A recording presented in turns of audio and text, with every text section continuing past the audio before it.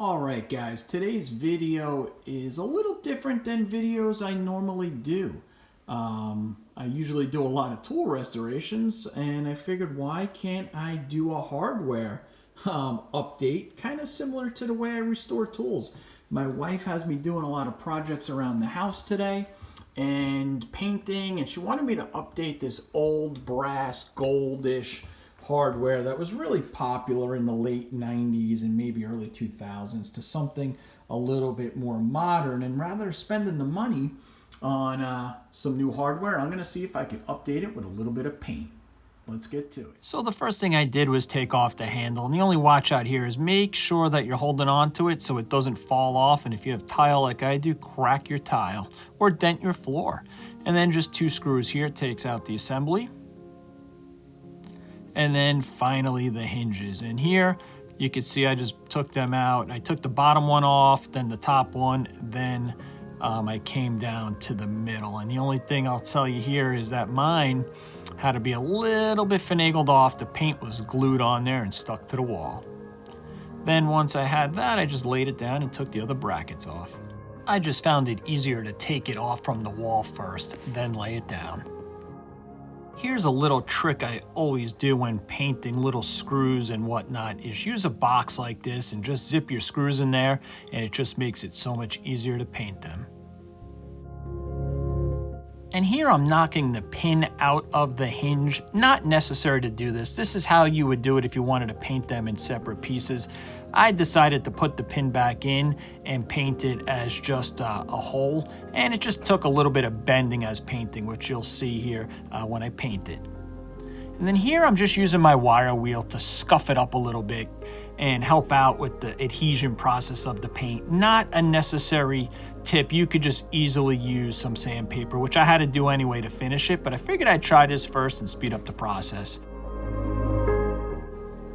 And then what I'm doing here is just using a quality 220 grit sandpaper to take that shininess off, and that will really help the paint stick. The wire wheel did a decent job of knocking down that gloss finish, but the sandpaper would work just as fine. Make sure you get all those nooks and crannies, especially where you're going to be using it and touching it. That's where you want that paint to really bond. And the final thing before painting is cleaning it, because when you sand it, you got to get all that debris off, all that dust, as well as there's a lot of grease on the hinges, as well as the handles from all those years of use. So you could either use a paint thinner, which is a mineral spirits product, or just use some isopropyl alcohol.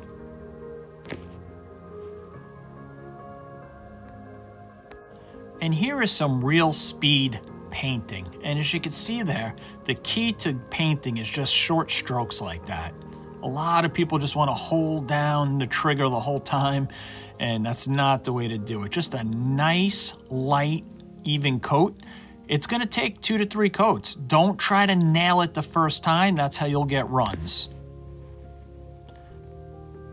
See, nice and easy. And as you can see there, I was able to cut a hole in the box and just stick the handles in there, and it made painting it really simple.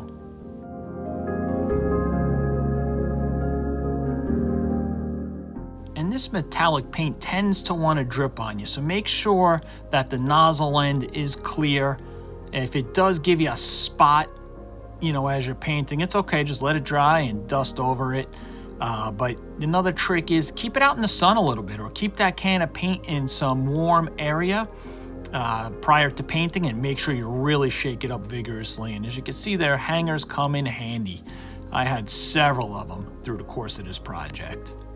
And here you can see, like I said earlier, you could paint the hinge without taking the pin out, but you're just going to have to rotate it. You can see how I painted it on one side and then was able to rotate it and paint the other. And here's those screws in the box. Look how easy that is. You can just rotate it, paint it, and they come out great.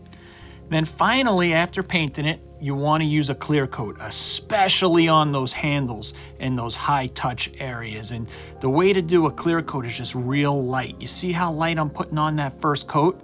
You wait about 5 minutes and then just lightly do another coat. And you probably want to do about 3 or 4 of those real light, and that's the way you do a clear coat, so it doesn't run on you and it adheres really well. And then all those areas that are going to be like a strike plate like this, you want to have a nice coat of clear coat on. And here I am just finishing it off.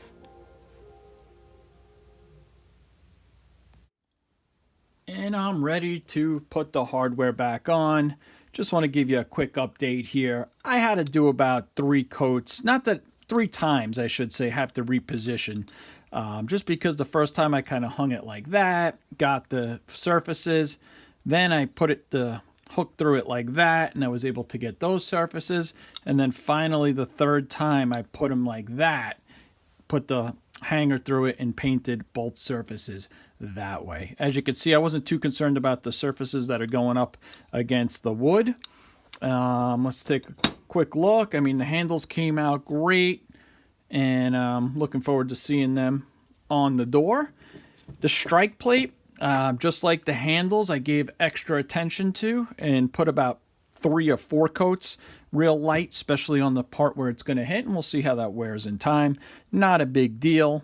And this piece here as well, I tried to put a lot of clear coat on the tip, especially where it's going to strike. This is a great time as well now to put a little oil in there. If you choose to do so, use a little bit of like a 3-in-1 oil, or in my case, I used the Royal Purple. This stuff, I love this stuff. Check out my video if you want to know about rust prevention and lubrication. Those would be great on the hinges as well. So the last thing I want to show you is the screws here. And here's the screws. I did 3 coats, 2 coats probably of paint, just making sure they got in there. And then I just dusted it real lightly, probably 1 time, maybe 2 times with the clear coat. And it's really just to try to align the finish.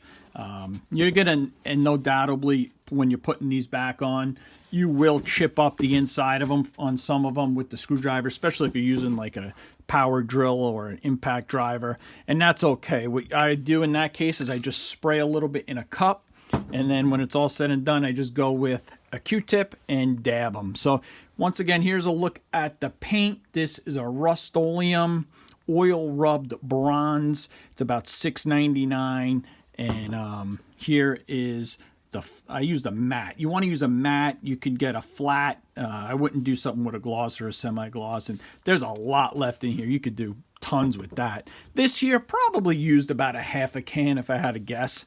So, you know, when you add up all this hardware, you're looking at $25 each if you had to buy it new, and you're looking at, what, $3 or $4. So you times that by 8-10 doors, adds up quickly. Now let's get it back up on the door and take a look. If you look here, I'm doing this by myself, and the reason I was able to do that is I put the hinges on the door first, and then before going to the jamb, I put a mat underneath. And in some cases, you might need some cardboard or wood to get it to the right height, and you could basically do it by yourself.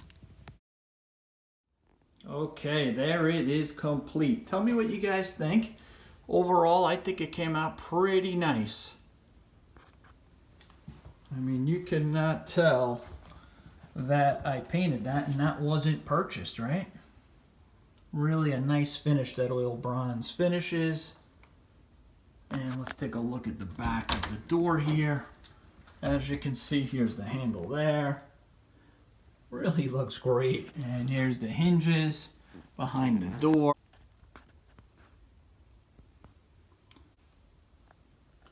Not too shabby. So I know this video is a little bit different than my regular tool restorations and whatnot, but I figured, hey, maybe I could save some people some money, and I think it came out pretty good for a few dollars.